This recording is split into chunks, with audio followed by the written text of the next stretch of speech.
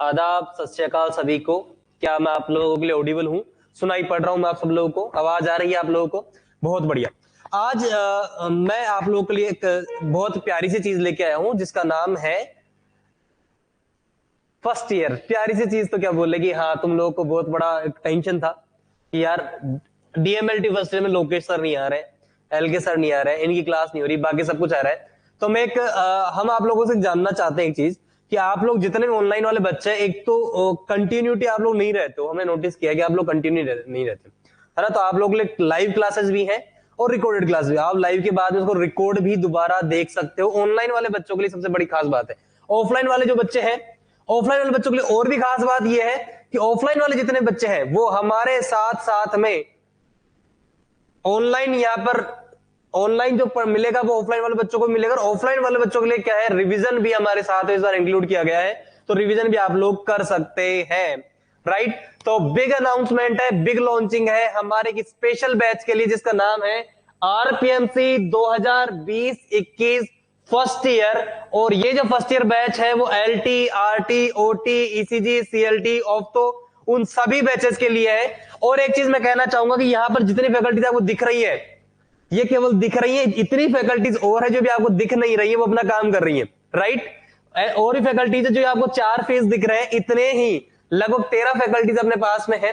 वो सब आप लोग और कोर्सेज में आएंगे, बीच में क्लासेस लेंगे और आपको एक गुणवत्तापूर्ण अपन स्टडी करवाएंगे और गारंटेड सफलता की ओर लेके जाएंगे। अब गारंटेड सर, आप गारंटी तो लेते हो, बोले पास होते ही नहीं, कई बार तो ऐसा हो जाता है।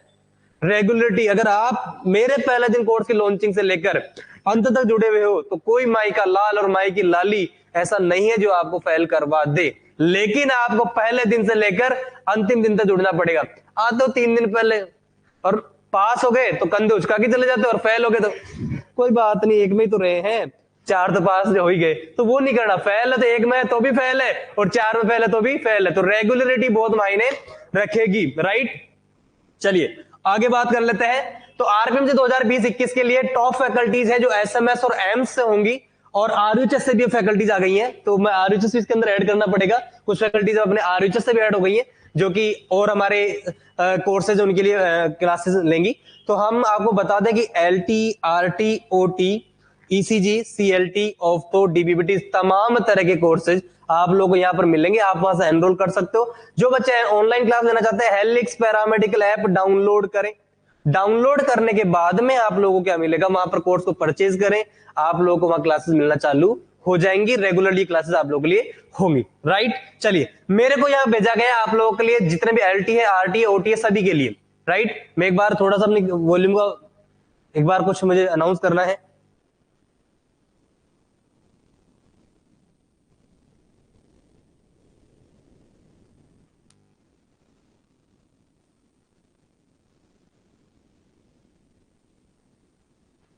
ठीक है, चलिए अब हम आते हैं आप लोगों के लिए आज से एनाटॉमी एंड फिजियोलॉजी का सेक्शन।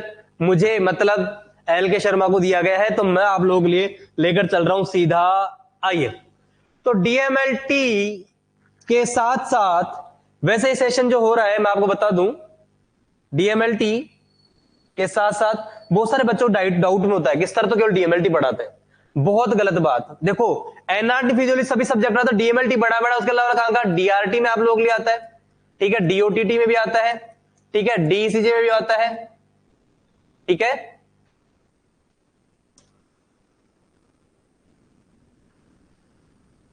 डीआरटी, डीएमएलटी के साथ साथ आपको डीआरटी, डीओटीटी, ठीक है, डिप्लोमा इन ईसीजी, ठीक है,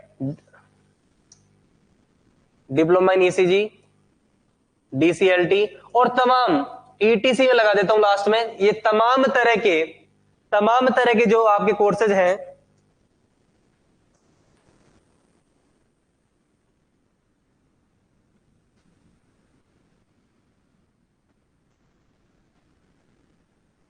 मैं यहाँ पर ईटीसी लगा रहा हूं। बहुत सारे कोर्सेज जिनके अंदर एनाटॉमी फिजियोलॉजी आती है। तो मैं आपको बताना चाहता हूं कि डीएमएलटी के अलावा अगर आप डीआरटी, डीओटीटी, डीसीजी, डीसीएलटी और जो भी तमाम आपके पैरामेडिकल कोर्सेज जिनके अंदर एनाटॉमी फिजियोलॉजी आती है, उनके लिए हम लोग आज एक बहुत ही फेवरेट टॉपिक स्टार्ट करने जा रहे हैं बच्चों। उसका नाम है आप लोगों का, और उसका नाम है respiratory system. This is the very very important to, ये ईसीजी और सीएलटी के लिए तो बहुत ही ज्यादा इंपॉर्टेंट है। एलटी में भी कई बार इसमें 20 नंबर क्वेश्चन आता है। आरटी में इसमें जो एनाटॉमी का जो पोर्शन है, डीआरटी में एनाटॉमी का जो पोर्शन है, वहां से आप लोगों को 20 नंबर क्वेश्चन देखने को मिलता है। मतलब आपका ब्रांच कोई सा भी हो, आप पैरामेडिकल का कोई सा भी कोर्स कर रहे हो, आप लोगों को रेस्पिरेटरी सिस्टम देखने को मिलेगा ही मिलेगा। राइट, चलिए आगे बात करते हैं अपन लोग कि भैया रेस्पिरेटरी सिस्टम होता है क्या, कैसे पढ़ना है, कहां से क्वेश्चन आएगा, कितना पढ़ना है, कब पढ़ना है, कब नहीं पढ़ना है, कैसे पढ़ना है। तो बेटा आप लोगों को फिर से स्वागत करता हूं हेलिक्स पैरामेडिक क्लासेस में। यहां पर मिलेगी आपको मोस्ट एक्सपीरियंस्ड पैरामेडिकल फैकल्टी, मतलब जिनका बहुत ही ज्यादा एक्सपीरियंस होगा।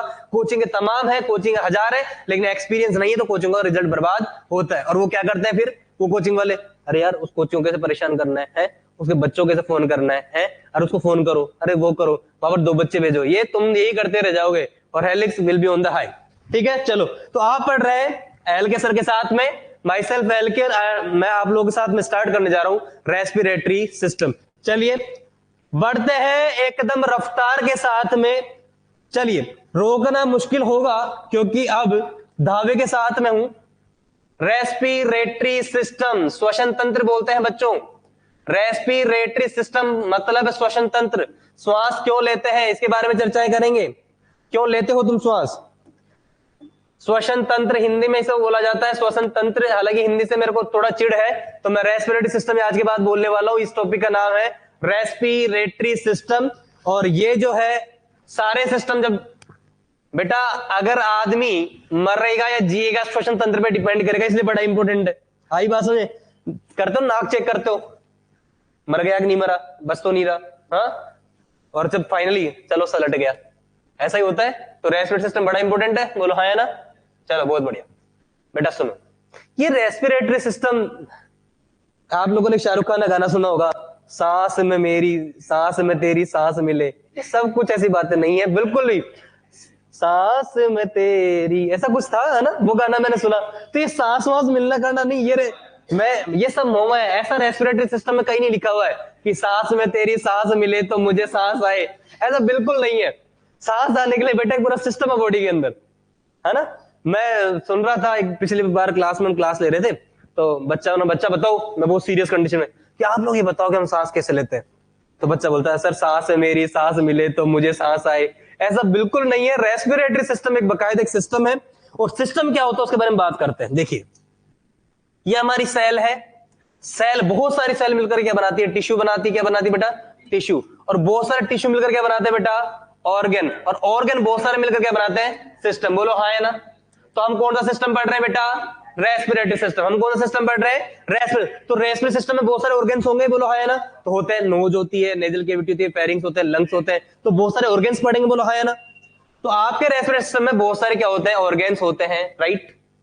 मतलब respiratory system has many type of organs, like lungs हो गया, ट्रेकिया हो गया, है ना, ब्रोंकाई हो गया, ब्रोंकियोल्स हो गए, तो वो सारे क्या हो गए? ऑर्गन्स हो गए। वो जितने भी ऑर्गन्स और टिश्यू से बने होते हैं, तो सॉफ्ट टिश्यू बना, कनेक्टिव टिश्यू बना, तो सारे क्या टिश्यू, और वो किससे बनी? सेल से। इसलिए कोई सा भी सिस्टम पढ़ रहे हैं वो बहुत सारे ऑर्गन से, टिश्यू से, सेल से मिलकर बना हुआ होता है। तो इसके अंदर में हम लोग क्या करेंगे? बहुत सारे इनके बारे में चर्चाएं करेंगे, बोलो है ना। चलो आगे मैं बात करना चाहता हूं कि ये कोई मनुष्य है, देखिए बेटा, और इसने क्या किया? सांस ली। सांस का मतलब एयर, आपने क्या ली? एयर। सांस लेना और सांस छोड़ना, इनहेल किया, एक्सहेल किया, तो यहां पर क्या किया? एयर आपको ली गई, इनटेक। एयर क्या किया? इनटेक किया। ये सांस क्यों ली गई है? बॉडी को क्यों जरूरत है सांस की? एयर की जरूरत क्यों है बॉडी को? कोई बताएगा? बताइए। कि बॉडी में जो केमिकल रिएक्शंस होती हैं, बॉडी में क्या होती है? केमिकल रिएक्शंस होती हैं। उन केमिकल रिएक्शंस के लिए क्या चाहिए बेटा? ऑक्सीजन चाहिए। क्या चाहिए? O2 चाहिए। और जब हम लोग सांस लेंगे तो ये O2 आएगी, ये O2 आएगी तो क्या होगी? आप लोगों की बॉडी में केमिकल रिएक्शंस होगी, और केमिकल रिएक्शन होगी तो क्या होगा? एनर्जी बनेगी, और एनर्जी बन रही, इसलिए हम लोग क्या हो रहे हैं? जीवित रह पाते हैं। आई बात है। कहते हैं ना सांस लेना जरूरी क्यों है? मर जाएंगे, क्योंकि वो एनर्जी नहीं मिलती। हमने ऑक्सीजन लिया, वो ऑक्सीजन क्या करेगी? बॉडी के अंदर क्या करेंगी? केमिकल रिएक्शंस करेंगी। केमिकल रिएक्शंस क्या बनेगा? एनर्जी बनेगा। लेकिन अगर मान लो O2 नहीं मिला, केमिकल रिएक्शन नहीं मिली, एनर्जी नहीं मिला, तो मर गया पेशेंट। आई बात समझ में? आई बात समझ में? तो ये कंडीशन क्या होती है? तो सांस लेना क्यों जरूरी ये है कि साहब सांस लो, तुम एक सीधा आंसर आएगा कि सांस लेना साहब जीने के लिए जरूरी। गलत बात।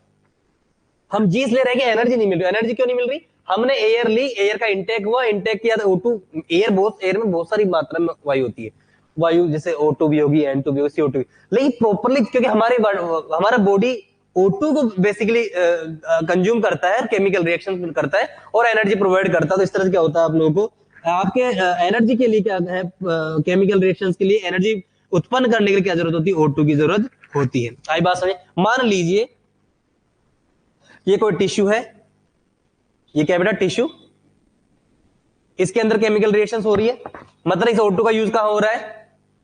टिश्यू के अंदर हो रहा है। अब जब O2 यूज करेगा तो यहां पर केमिकल रिएक्शन होने के बाद क्या बनेगा बेटा? CO2 बन जाएगा। क्या बन जाएगा?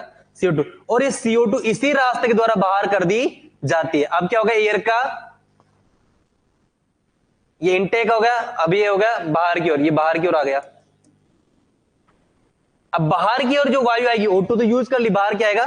CO2। अब मेरी बात सुनो, ज्यादा मात्रा में CO2 आता है क्योंकि केमिकल रिएक्शंस क्या बनाती है? ज्यादा मात्रा में CO2 बनाती है। आई बात समझ में? तो ये एयर का इंटेक होगा तो हमारा जो टिश्यूज है क्या ज्यादा मात्रा में यूज करेंगे? O2। तो हम कहते हैं कि हम O2 को क्या करते हैं? इंटेक करते हैं। नहीं, हम इंटेक तो बहुत सारे एयर को करते हैं, लेकिन कंज्यूम कौन सी होती है? O2। O2 आई, आपके टिश्यूज ने क्या किया? केमिकल रिएक्शन किया, केमिकल रिएक्शन किया तो CO2 निकाला और CO2 वापस से बाहर आ गया। आ गई बात समझ में? ये सारा क्या हुआ आपका प्रोसीजर, नॉर्मल प्रोसीजर। जो इंटेक ऑफ एयर है इसको बोलता है इंस्पिरेशन। क्या बोलते हैं बेटा? इंस्पिरेशन, मतलब अंदर की ओर श्वसन लेना, अंतः श्वसन। राइट बात? अंदर की ओर सांस लेना, इसको क्या बोलेंगे अपन? अंतः श्वसन बोलेंगे, अंतः श्वसन। राइट? और यहां पर बाहर की ओर निकाला। अब ये कोई यहां पर केवल CO2 नहीं निकाल रहे अपन तो CO2 से और भी कैसे जाएंगे? तो एयर बाहर की ओर आ रही, बोलो हाँ है ना? मेनली O2 कंज्यूम हो रही है और मेनली CO2 बाहर आ रही है, इसलिए O2 CO2 की बात कर रहे हैं। लेकिन आ तो सारी एयर्स रही है, तो एयर का अंदर जाना इंस्पिरेशन, एयर का बाहर आना क्या है? एक्सपीरेशन। इसको क्या बोलते हैं अपन? बहिश्वसन। क्या बोलते हैं बेटा? बहिश्वसन। ये अंतःश्वसन है, बहिश्वसन है। अंतःश्वसन जब हुआ, इंस्पिरेशन जब हुआ, हमारी बॉडी ने क्या किया? O2 को कंज्यूम किया। O2 कंज्यूम करने के बाद में क्या किया? वहां पर केमिकल रिएक्शंस हुई, केमिकल रिएक्शन के बाद CO2 उत्पन्न, CO2 बॉडी के द्वारा बाहर निकाल दी गई। आई बात समझ में? ये क्या हुआ आपका? नॉर्मल इंस्पिरेशन और एक्सपिरेशन हुआ। और जब इंस्पिरेशन और एक्सपिरेशन दोनों मिल जाते हैं तो क्या हो जाता है? रेस्पिरेशन। आ गई बात समझ में? एक इंस्पिरेशन हुआ, एक क्या हुआ? एक्सपीरेशन हुआ। इन दोनों को मिलाकर क्या बोला मेरे प्यारे बच्चों? इन दोनों को मिलाकर के बोला हमने रेस्पिरेशन। बेटा क्या बोला? रेस्पिरेशन, मतलब श्वसन। आ गई बात समझ में? बोलो हाँ या ना? तो जनता, respiration is equal to inspiration and expiration. ये दोनों मिलेगा, सांस लेना और सांस छोड़ना दोनों क्या है? श्वसन। सांस अंदर लेना अंतः श्वसन, सांस बाहर छोड़ना बहिश्वसन, और दोनों प्रक्रिया को मिला दिया तो श्वसन। अंदर लेना इंस्पिरेशन, बाहर निकालना एक्सपिरेशन, और दोनों मिल गए तो क्या हो गया? रेस्पिरेशन। बहुत बढ़िया। चलो अब मैं एक चीज बताना चाहता हूं। अब ये सांस लेना सांस छोड़ना हमको कैसे पता लग रहा है? एक मिनट, अच्छा ठीक। सांस लेना और सांस छोड़ना हमको कैसे पता लग रहा है? हमको सांस कब लेना है कब छोड़ना हमको कैसे पता लगा? मतलब आ रहा है बॉडी में कुछ ऐसा है जो हमें सांस लेने के लिए मजबूर करता है, तो वहां पर हमारा बॉडी का क्या होगा बेटा? नर्वस सिस्टम जो होगा वो भी हेल्प करता है। तो सांस जब लेना है तो हमारे ब्रेन का कोई ऐसा पार्ट होगा जो कहेगा कि सांस लो, और कोई बॉडी पार्ट बोलेगा कि सांस छोड़ो। तो मतलब यहां पर क्या होगा? न्यूरल रेगुलेशन होगा। श्वसन में क्या होगा? Neural regulation. न्यूरल रेगुलेशन का मतलब तंत्रिकीय नियंत्रण होगा। आ गई बात समझ में? क्या होगा बेटा? तंत्रिकीय नियंत्रण होगा, न्यूरल रेगुलेशन होगा। राइट? आ रही है बात समझ में जनता को कि यहां पर न्यूरॉन्स की वजह से या ब्रेन का कोई पार्ट, ब्रेन को नर्वस सिस्टम पार्ट मानते ही नहीं मानते अपन लोग, तो ब्रेन का कोई पार्ट होगा जिसकी वजह से हम लोग सांस लेंगे, और ब्रेन की कोई पार्ट होगा जिसकी वजह से हम लोग सांस छोड़ेंगे। मतलब ब्रेन के पास सिग्नल आता है कि भैया आप सांस लेना या सांस छोड़ना है। आई बात में? अब ब्रेन के किस पार्ट में होगा किस पार्ट में नहीं होगा वहां पर पढ़ेंगे आगे कि आपका नर्वस रेस्पिरेशन का रेगुलेशन कैसे होगा। इसलिए कई बार क्वेश्चन आ जाता है कि रेस्पिरेशन का रेगुलेशन क्या होता है? Respiratory regulation. तो रेस्पिरेटरी जो रेगुलेशन होगा वो कहां होगा, नर्वस सिस्टम के पास में होगा रेस्पिरेटरी रेगुलेशन। बोलो हाँ या ना। तो हमको श्वास कब लेना है कब छोड़ना है इसका नियंत्रण कौन करता है, न्यूरल रेगुलेशन। इसलिए रेस्पिरेटरी रेगुलेशन कौन सा होता है आपका, न्यूरल रेगुलेशन होता है। राइट, समस्या नहीं, कोई समस्या नहीं, पक्का। चलो आगे हम लोग बात करते हैं। अब आपने देखा होगा एक होता है कि हम जब सांस लेते हैं तो हमारा छाती फूलता है, फिर कम हो जाता है, सांस छोड़ना फिर फूलता है, फिर यहाँ पर डायफ्राम फूलते हैं, वक्ष गुहा का आयतन बढ़ता है, थोड़ी सी कैविटी बढ़ जाती है। ये सब क्या होगी, क्रियाविधि हुई। तो अपना एक पॉइंट क्या होगा, हम एक टॉपिक और पढ़ेंगे कि क्रियाविधि क्या है, सांस जब लेंगे तो क्या क्या फूलेगा, क्या क्या नहीं फूलेगा, क्या क्या संकुचन होगा, क्या क्या शिथिलन होगा, और दूसरी प्रक्रिया क्या होगी कि क्या क्या शिथिल होगा, जब शिथिलन होगा, जब सांस छोड़ेंगे तो क्या क्या शिथिल होगा, क्या क्या शिथिल नहीं होगा। उसे क्या बोलते हैं अपन, रेस्पिरेटरी मैकेनिज्म, यानी श्वसन की क्रियाविधि हम लोग पढ़ते हैं। उसके बाद आई बात समझ में, अगला टॉपिक कौन सा होता है अपना, रेस्पिरेटरी मैकेनिज्म। राइट,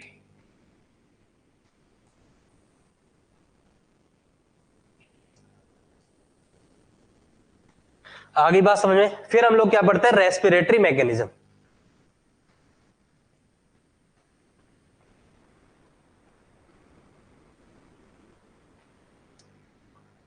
ठीक है, चलिए। तो रेस्पिरेटरी मैकेनिज्म क्या कहता है, एक बार थोड़ा सा और आगे कर लेते हैं। रेस्पिरेटरी मैकेनिज्म बताता है कि श्वसन के दौरान क्या क्या क्रियाविधि होगी। आगे बात समझे, क्या क्या क्रियाविधि होगी उसके बारे में पढ़ेंगे हम लोग, रेस्पिरेटरी मैकेनिज्म। तो तीन चीजें पढ़ी भैया, श्वास लेना, श्वास छोड़ना क्या है, श्वसन, इंस्पिरेशन एक्सपिरेशन मिला करके रेस्पिरेशन। आई बात समझ।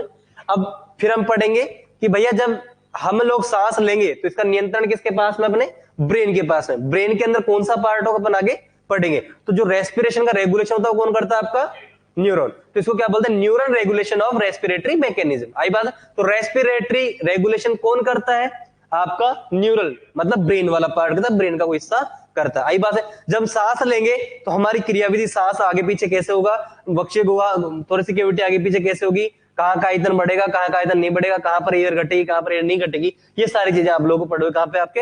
अब ये जो तीनों चीजें आपने पढ़ी, ये क्या है बेटा, आपका फिजियोलॉजी। क्या पढ़ेंगे, ये तीनों चीजें क्या कहलाती है, फिजियोलॉजी। यह है आपकी रेस्पिरेटरी सिस्टम की फिजियोलॉजी। आगे बात समझे। अब एनाटॉमी में क्या क्या पढ़ेंगे भैया, रास्ता कौन सा है, सांस कहां कहां जाएगा, एयर कहां कहां जाएगी, एयर नाक, नाक से नासा गुहा में, नासा गुहा से ग्रसनी में, मतलब फेरिंग्स में, लंग्स में, ट्रेकिया में, एल्वियोलाई में, ब्रोंकाई, ब्रोंका कहां कहां जाएगी, वो क्या हो जाएगा आपका एनाटॉमिकल पार्ट। आ गई बात समझ में। एनाटॉमिकल पार्ट हम लोग क्या पढ़ते हैं, एनाटॉमिकल पार्ट हम लोग पढ़ते हैं रेस्पिरेटरी पाथवे। क्या पढ़ते हैं बेटा, कि कौन सा रास्ता है जहां जहां से हम लोग गुजरेंगे, एयर किस किस रास्ते गुजरेगी, वो हो गया respiratory pathway. Right, respiratory pathway, ये पार्ट कौन सा होगा, एनाटॉमी। इसके अंदर हम लोग लंग्स पढ़ते हैं, आपका ट्रेकिया पढ़ते हैं, bronchi, bronchioles, nose, nasal cavity, pharynx, epiglottis वगैरह, ये सब संरचनाएं क्या पढ़ते हैं अपन लोग, एनाटॉमिकल पार्ट पढ़ते हैं। राइट बच्चों, समझ में आ गया, कोई दिक्कत नहीं है। तो पहले ये समझ में आ गया इस चैप्टर में क्या क्या पढ़ेंगे।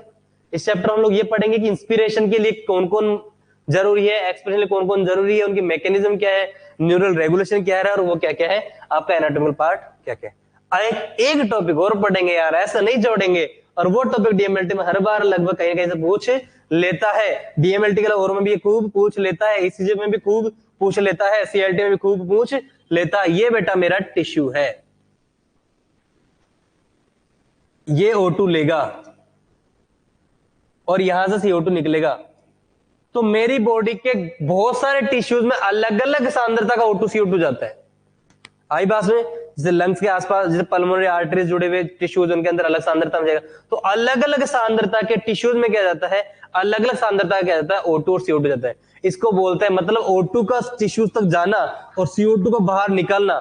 मैंने O2 लिया और CO2 बाहर निकल गया, एक्सचेंज हुआ कि नहीं हुआ। तो हम एक टॉपिक क्या पढ़ेंगे, एक्सचेंज ऑफ गैसेस। राइट, वैसे कि हम गैसों का एक्सचेंज कहां करेंगे, किस जगह पर कितनी मात्रा में गैस एक्सचेंज होती है। तो हम एक टॉपिक क्या पढ़ेंगे बेटा, एक्सचेंज ऑफ गैसेस। आ गई बात समझ में, बोलो हाँ या ना, पक्का। तो हमारा एक टॉपिक आएगा एक्सचेंज ऑफ गैसेस। राइट बच्चों, तो बेटा ये है एनाटॉमी एंड फिजियोलॉजी।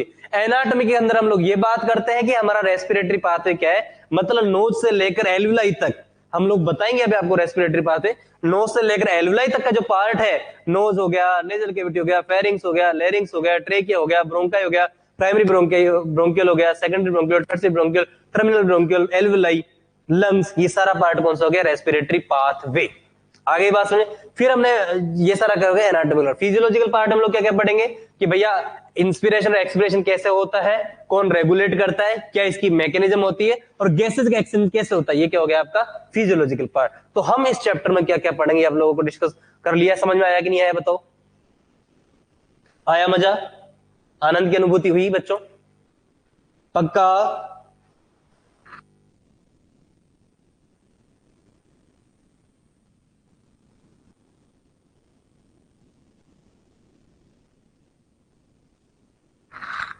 चलिए बच्चों आगे अपन एक डायग्राम बनाते हैं, इस डायग्राम पर पढ़ते हैं, राइट? चलो बेटा डायग्राम पढ़ते हैं। बेटा आज मेल को बनाया जाए फीमेल को बनाया जाए, क्या कहते हो?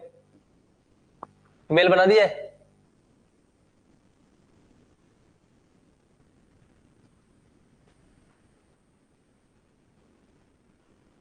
बेटा ये कौन? ये सुभाष, ठीक है, ये सुभाष है, ये इसके लाल लाल बाल, हाँ अच्छा पीले हो गए क्या? ठीक है, बालों को बाल कैसे बना दो बेटा? ऐसा नहीं होगा कि बाल तुमने काले घने घने काले बाल कर दो रेस्पिरेट, कोई फर्क नहीं पड़ता ना, बाल कैसे भी हो, तो मतलब ये मेल है ना। और मेल और फीमेल कोई फर्क पड़ता है क्या? नहीं पड़ता। ये समझना चाहूँ, मेल और फीमेल दोनों का रेस्पिरेटरी सिस्टम एकदम ओके, एक जैसा ही होता है, ऐसा नहीं होता। ऐसा हो सकता है थोड़ी सी कैविटी छोटी हो सकती है फीमेल में, लंग्स का वॉल्यूम कम हो सकता है, थोड़ी सी कैविटी वॉल्यूम, पर क्रिया विधि बाकी सारी चीजें एक ही है।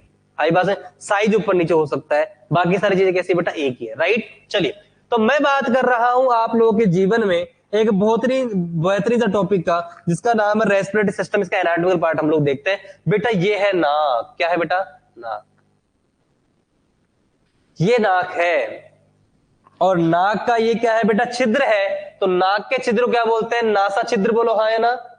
तो ये हो गया नासा छिद्र, क्या हो गया? नासा छिद्र। और इसी को हम लोग क्या बोलते हैं बेटा? नॉस्ट्रिल, क्या बोलते हैं? नॉस्ट्रिल। आ गई बात समझ में, क्या बोलेंगे? नॉस्ट्रिल। इसके बाद वाली जो कैविटी होगी यहां पे बच्चों, यहां पे, इसको क्या बोलेंगे बेटा? नेजल कैविटी, क्या बोलेंगे?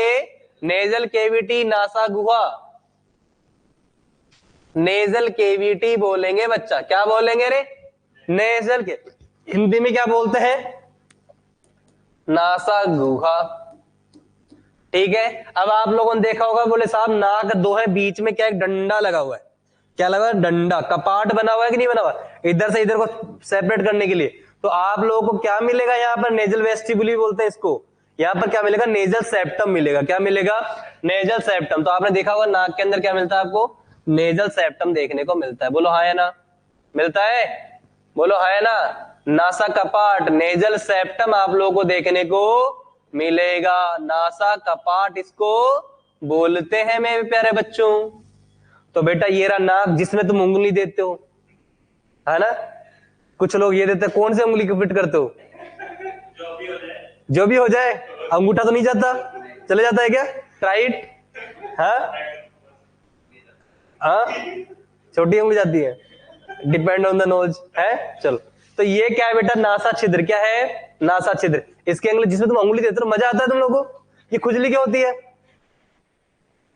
ये खुजली होती क्यों है? बोले साहब मैं से नाक को चलता रहता हूँ।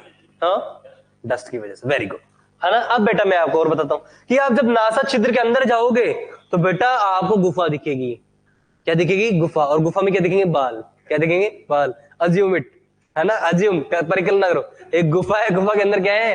बाल। वाह सर, मजा आ रहा है? आ रहा है मजा? बिल्कुल। तो बेटा मेरी बात सुनो, थोड़ा मोटा मोटा पढ़ेंगे, डिटेल में जाना है, ठीक है? तो आप नोज पे देखेंगे तो बेटा दो पाइप है कि नहीं है? पर ये दोनों पाइप अंदर जाके फिर एक ही हो जाते हैं, बता आप लोग चीज, ये दोनों पाइप अंदर जाके एक ही हो जाते हैं, एक यहाँ पर, और यहाँ पर आप लोग क्या मिलता है? ऐसे, अरे ऐसे कुछ क्या मिलता है आपको? नेजल हेयर्स मिलते हैं। क्या मिलते हैं बेटा? नेजल हेयर्स मिलते हैं। नासा रोम बोलो हाँ है ना? क्या है ये? नेजल हेयर्स है। आ गई बात समझ? अब मेरी बात समझो। अब मैं एक चीज और बताना चाहता हूं मेरे प्यारे बच्चों। क्या? ये एयर आई, क्या आई? एयर आई। आपको एक चीज बताऊं, हमारा नाक के जो है टेढ़ा मेढ़ा है अंदर, सीधा पाइप तो नहीं है। आपने देखा होगा या पाइप लगे कुछ भिड़ा हुआ है आगे देखो। हमारे यहां पर हड्डी होती है नेजल कोंका। क्या होती है? नेजल कोंका। उन हड्डियों की वजह से हमारा जो नाक है वो अंदर से टेढ़ा मेढ़ा रास्ता बनाता है। आगे बात समझे? कौन सी बोन हो गई? नेजल कोंका। कौन सी होगी? नेजल कोंका। राइट। तो यहां पर नेजल कोंका, जैसे मान लो नेजल कोंका बोन लग गई, ठीक है, मान लो यहाँ नेजल कोंका बोन लग गई, तो आप अंगुली डालो तो कैसे फील करोगे यार यूं से यूं हो रहा है ये। राइट, समझ आ रही बात? यहां से यूं जा रहा है, तो वैसे इंफीरियर नेजल कोंका बोलते हैं, लेकिन नॉर्मली नेजल कोंका बोलूंगा मैं। तो नेजल कोंका बोन की वजह से आपका जो नाक के अंदर का जो रास्ता टेढ़ा मेढ़ा होता है। आगे बात में, इसलिए हमारी एयर जब जाती है तो घूम घूम के जाएगी, तो ठंडी हो जाएगी नहीं जाएगी? एक एयर है वो घूम घूम के आए तो वहां तक ज्यादा ठंडी हो जाएगी गर्म हवा।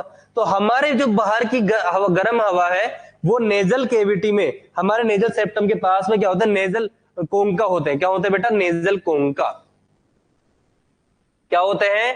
नेजल कोंका। इन नेजल कोंका की ये बोन्स होती हैं, क्या होती है बेटा? हड्डी होती है। इनकी वजह से रास्ता क्या होता है? टेढ़ा मेढ़ा हो जाता है, और टेढ़े मेढ़े रास्ते के कारण बाहर की गर्म हवा अंदर जाके होती है ठंडी हो जाती है। इसलिए हमारी बॉडी का वातावरण ठंडा रहे, इसलिए हमारी एयर क्या करती है? पहले से रास्तों को टेढ़ा मेढ़ा किया हुआ है। आगे बात, दूसरा ये बाल क्या करते हैं बेटा?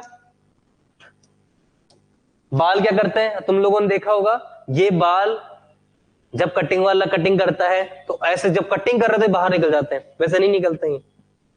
समझ आ रही बात? वैसे नहीं निकलते हैं।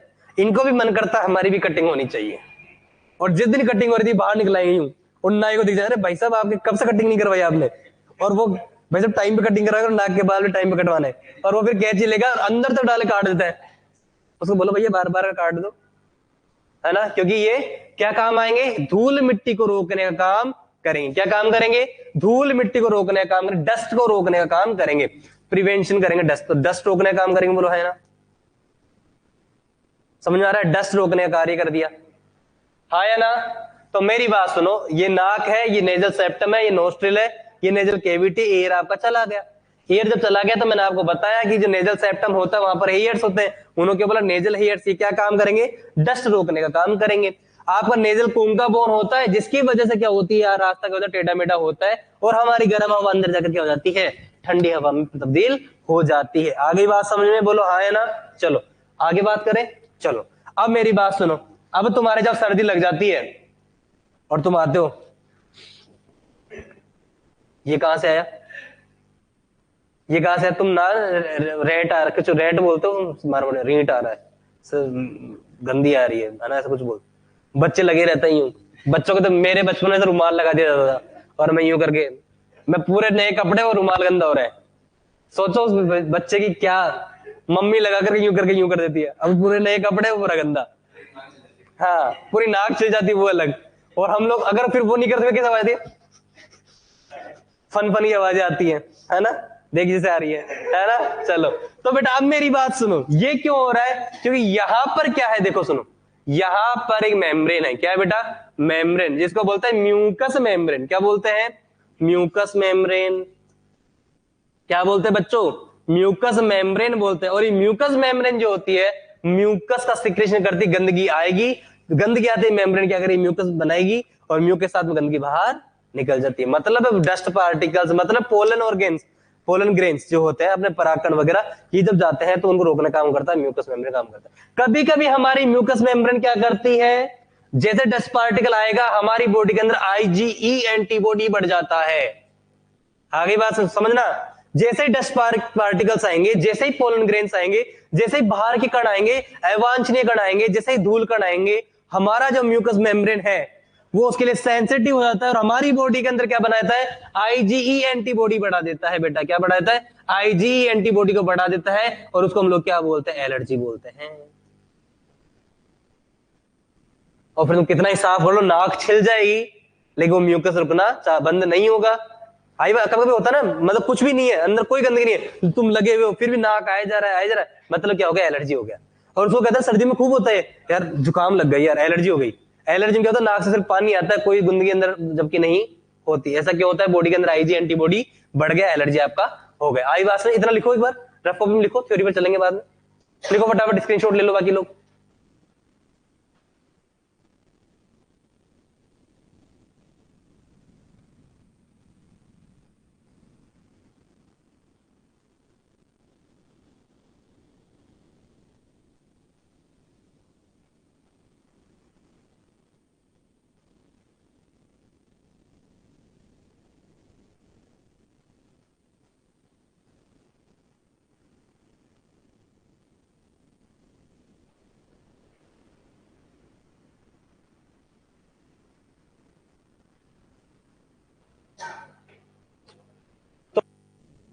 डियर स्टूडेंट्स, देखो बेटा, नोज, नोज में नासा छिद्र, नासा छिद्र में क्या क्या पढ़ा आपने, नेजल सेप्टम, फिर वो आगे क्या बनाएगा, आगे नेजल केविटी। आई बात समझे। और वो आपका जो रास्ता होता है टेढ़ा मेढ़ा क्यों होता है, नेजल कोन्का की वजह से। यहाँ पर डस्ट पार्टिकल जाएगा, नेजल कोन्का रोक लेगा, डस्ट पार्टिकल को कुछ तो कुछ हेयर्स रोक लेंगे, म्यूकस मेम्ब्रेन होगी, अगर म्यूकस मेम्ब्रेन सेंसिटिव हो जाती है पोलन ग्रेन्स या फिर क्या आपके डस्ट पार्टिकल से, तो वहां पर क्या होता है, सूजन हो जाता है, वहां पर एलर्जी हो जाती है, और वहां पर एलर्जी होने के चांसेस रहते हैं आप लोग डस्ट वगैरह से, जब म्यूकस मेम्ब्रेन सेंसिटिव हो जाए। राइट बच्चों, ये अपन हाइपर सेंसिटिव पढ़ते हैं।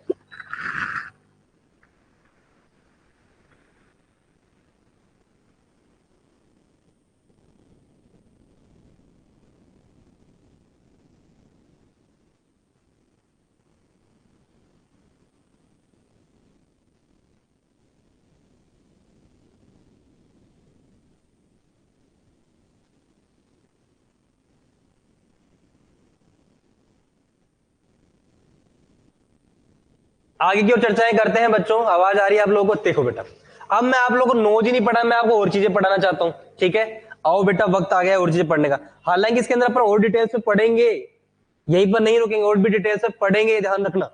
अब मेरी बात सुनो बेटा, अब आता है अपना फेरिंग्स, क्या आता है बेटा, फेरिंग्स। आपका आ गया नोज, नोज का आ गया नेजल क्यूट, नेजल क्यूट क्या आ गया बेटा, बेटा फेरिंग्स आ गया, ये क्या है पर पार्ट आ गया, फेरिंग्स वाला पार्ट।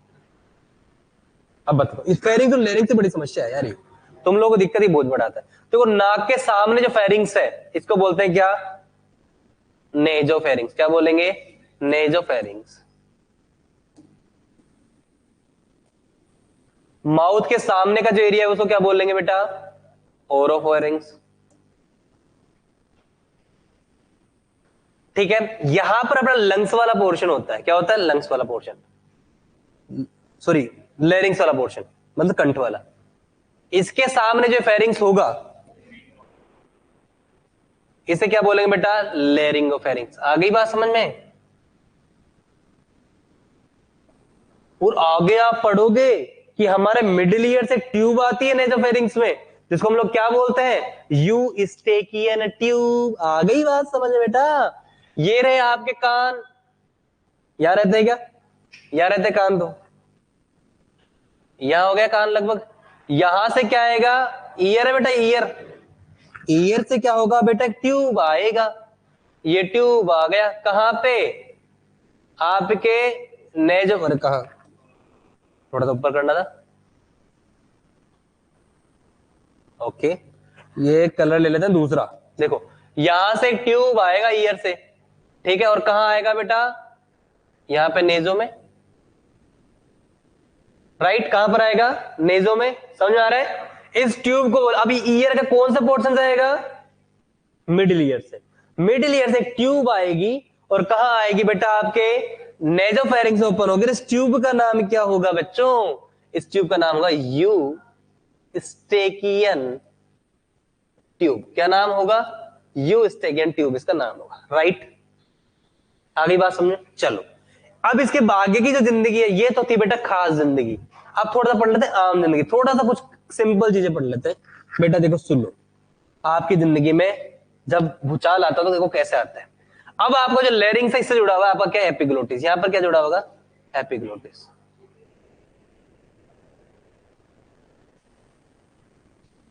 ये आपका एपिग्लोटिस है, रेड कलर का है। एपिग्लोटिस है बेटा। ये क्या है, सारी जनता बोलो क्या है ये, एपिग्लोटिस। बहुत बढ़िया। और यहां पर क्या आ गया, ये ट्रेकिया। क्या आ गया, ट्रेकिया। ठीक है बच्चों, 15 से 20 सेंटीमीटर का होता है लंबा सा पाइप। ठीक है, अब ये एपिग्लोटिस क्या होता है बेटा, ये एपिग्लोटिस में ढका हुआ, ये ऊपर होगा तो ये खुल जाएगा, नीचे होगा तो बंद हो जाएगा। वैसे जनरली कैसा होता है, ये ओपन ही होता है। और किस जुड़ा होता है, लेरिंग से जुड़ा होता है। ये क्या, ये पोर्शन कौन सा आपका, लेरिंग से। समझ में आ गई बात, ये पोर्शन आपका लेरिंग से कंठ है। और यहां पर एपिग्लोटिस ऊपर होगा तो सांस ले सकते हो, बंद होगा तो बंद हो जाएगा, राइट। चलो, अब जो ट्रेकिया है इसके ऊपर क्या होता है, उपास्थि कार्टिलेज के बने हुए छल्ले होते हैं बेटा। कितने होते हैं, 15 से 20 कार्टिलेज बने हुए छल्ले होते हैं। और सी आकार के होते हैं, पूरा कवर नहीं है, आगे आगे से ही है। आगे बात में आगे, ये क्यों है छल्ले, ये अंदर की तरफ है ट्रेकिया की, बाहर की तरफ नहीं है, पहली बात। और छल्ले क्यों है, ये पिचकने से बचाते हैं। ये ट्रेकिया चिपक नहीं जाए, चिपक गया तो सांस लेना दूभर हो जाएगा। तो ये जो ट्रेकिया है, ये पोर्शन क्या है बच्चों, this portion is known as trachea. ये क्या है बेटा, ट्रेकिया है। आ गई बात समझ में। और जो सी आकार के छल्ले किसके बने होते हैं, कार्टिलेज के बने होते हैं। ये क्या है, कार्टिलेजिनस सर्कुलर हाफ रिंग्स। आ गई बात समझ में। ये कार्टिलेज रिंग, कार्टिलेजिनस रिंग्स है। कार्टिलेजिनस मतलब उपास्थि बनी हुई क्या है बेटा, रिंग्स है। आ गई बात समझ में, बोलो है ना। ये क्या हो गई, कार्टिलेज यानी उपास्थि की बनी हुई रिंग्स। आ गई बात समझ। अब ये आगे डिवाइड होगा, आ गई बात समझ, ये आगे डिवाइड होगा। और कहां डिवाइड होगा, अपना बेटा ये थोरेसिक वर्टिब्रा होती है, रीढ़ की हड्डी। रीढ़ जहां पे वर्टिब्रा आ जाए मतलब रीढ़ की हड्डी, अपनी थोरेसिक पांचवी वर्टिब्रा, थोरेसिक मतलब छाती की, छाती की हिस्से की जो रीढ़ की हड्डी है। आप रीढ़ की हड्डी ऐसे होती है टुकड़ों में, बोलो हाँ है ना। तो थोरेसिक की पांचवी, फिफ्थ थोरेसिक वर्टिब्रा जो होगी, फिफ्थ थोरेसिक वर्टिब्रा जो होगी, उसके लेवल पर क्या होगा, ये दो में डिवाइड हो जाएगा। फिफ्थ थोरेसिक वर्टिब्रा के लेवल पर क्या होगा, ये दो में डिवाइड हो जाएगा। कहां पर, फिफ्थ थोरेसिक वर्टिब्रा के लेवल पर। Fifth thoracic vertebra, fifth thoracic vertebra क्या होता है, इसके जस्ट पीछे रीढ़ की हड्डी की कौन सी वर्टिब्रा होगी, पांचवी। और वहां पर क्या होगा, वक्षीय कौन सी वर्टिब्रा, पांचवी वक्षीय वर्टिब्रा होगी। और वहां पर क्या होगा, उसके लेवल पर क्या होगा, दो में डिवाइड हो जाएगा। आगे बात समझे। आगे इससे क्या जुड़े होते हैं, लंग्स जुड़े होते हैं। ये एक लंग्स इधर होगा और एक लंग्स इधर होगा। अब लंग्स के अंदर क्या क्या होगा वो अपन कल पढ़ेंगे। आ गई बात समझ में। तो लंग्स के अंदर बेटा ये आपका ब्रोंका है, ब्रोंकियल से टूटेगा, ब्रोंकाई में टूटेगा, जो भी होगा कल अपन पढ़ेंगे कि अंदर क्या क्या होगा, वो अपन कल से पढ़ेंगे। ठीक है, इतना समझ में आ गया। इसको डायग्राम को पढ़ना, दोबारा क्लास को समझना। एनाटॉमी बहुत सारा, एनाटॉमी जो आपके लिए बहुत इजी हो जाने वाला है, right. It will be more easier. ठीक है, बहुत आपका इजी हो जाएगा, सस्ता हो जाएगा, बिल्कुल समझ में आ जाएगा, राइट बच्चों। तो ये कहानी थी आज की। आप लोगों को इतना समझ में आया कि नहीं आया, आराम से कवर कर लेंगे सिलेबस, घबराने की जरूरत नहीं है। सबसे पहली बात, घबराने की जरूरत आप लोगों को नहीं है प्यारे बच्चों। चैट आ रही है सर, पीडीएफ मिलेगी बच्चा। मनीष लवानिया, अच्छा तुम पहले से ही हो, वेरी गुड। मनीष लवानिया कहां से हो, किस कॉलेज से हो भाई, हमारे आपने कोर्स कब खरीदा मनीष सर। हाँ, आ जाएंगे नोट्स, आ जाएंगे, घबराओ मत। आपने कब खरीदा कोर्स, बहुत सस्ते में कोर्स मिल गया तुमको मकर संक्रांति पे है? चलो वेरी गुड, कोई बात नहीं, मजे की बात है। तो खत्म करते हैं। इसी के साथ साथ मैं आप लोगों को एक चीज और बताना चाहता हूं। एक पोल, एक क्वेश्चन क्रिएट करते हैं आप लोगों के लिए। एक क्वेश्चन मैं आप लोगों के लिए क्रिएट करना चाहता हूं और वो क्वेश्चन आप लोगों को बताना है।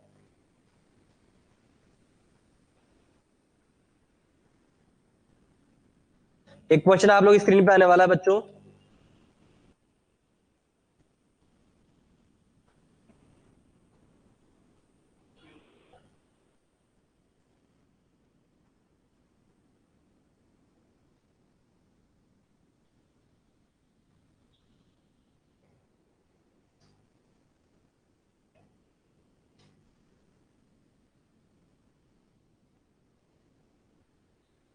क्वेश्चन जस्ट आने वाला है, तुरंत बताना है।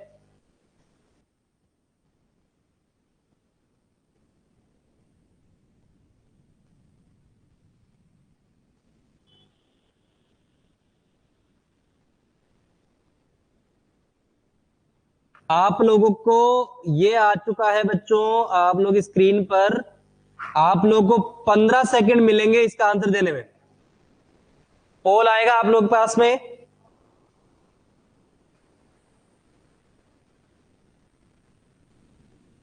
Which is not a part of respiratory system. कौन सा रेस्पिरेटरी सिस्टम का पार्ट नहीं है? टाइम ओवर भी हो चुका है। आंसर क्या है? यूस्टेगन ट्यूब। बहुत बढ़िया। देखो बेटा, एक बच्चे ने भी आंसर दिया है, सबसे पहले 15 सेकंड में आंसर दिया है इस बच्चे ने, सॉरी 13 सेकंड में। तो लंग, रेस्पिरेटरी सिस्टम का लंग्स पार्ट हो गया, ट्रेकिया हो गया, लैरिंग्स। यूस्टेगन ट्यूब कहां से आया है? आपके मिडिल ईयर से आया है। आई बात समझ में?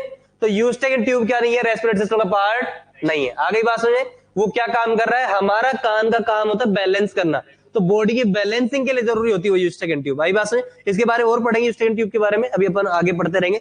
तो मैं ये कहना चाहूंगा कि यहाँ पर आपको क्वेश्चन समझ आया, मजा आया, तो ऐसा अपन क्वेश्चन करते रहेंगे। राइट, बहुत बढ़िया। पोल में मजा आया, वेरी गुड। चलो, भरतपुर मूव पैरामेडिकल, अरे वाह, ऑफर में ले लिया, वेरी गुड। मनीष, मजे कर लिए। चलो मूव, हमारे मूव पैरामेडिकल तो बहुत बच्चे रहे यार, बहुत दिल से जुड़ा भाई कॉलेज। बस लोग दिल से नहीं जुड़ते, दिक्कत यहाँ हो जाती है।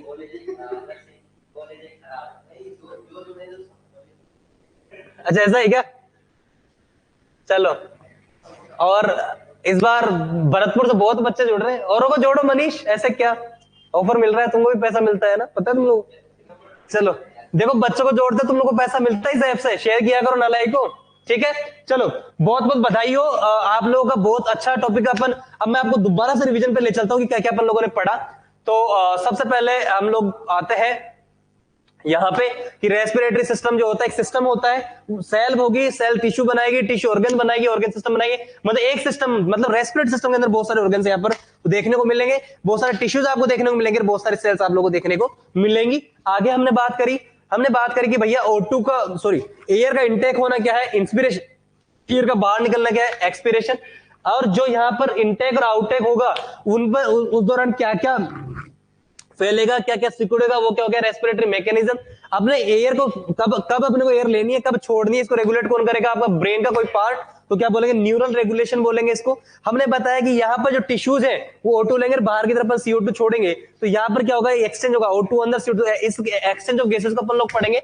इसके अलावा अपन पूरा रेस्पिरेटरी पाथ में पढ़ेंगे, जो कि एनाटॉमी में बात होता है कि नेजल नोज से लेकर आपका एल्यूलाई तक का पार्ट, पूरा लंग्स तक का पार्ट क्या होगा? आपका रेस्पिरेटरी पाथ होगा, वो अपन लोग पढ़ते हैं। राइट, इसके बाद हम लोग जो पढ़ते हैं वो हमने पढ़ा कि हमारा रेस्पिरेटरी पाथ में पढ़ा कि हम लोग स्टार्ट करते हैं नेजल सेप्टम से, सॉरी नोस्ट्रिल से।